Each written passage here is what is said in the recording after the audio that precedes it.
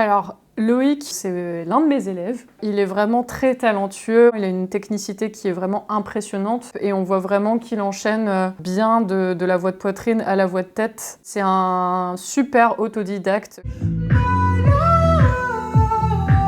Belle voix de tête. On commence à voir que c'est bien, mais ça manque un poil d'énergie. Et du coup, son aigu est là, mais il n'est pas plein. Et il manque peut-être un petit peu de stabilité.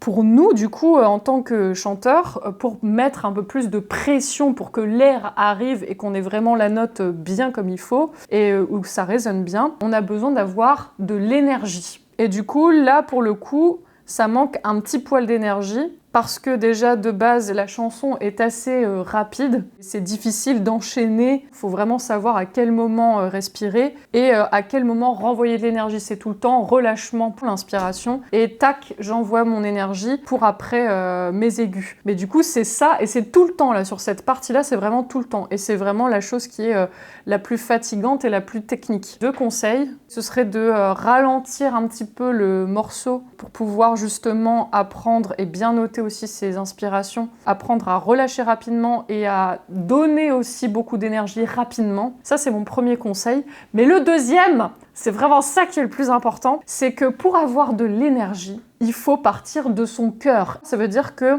d'où l'énergie te vient en fait? L'énergie te vient parce que, par exemple, tu es joyeux. Tu vas avoir de l'énergie pour faire les choses.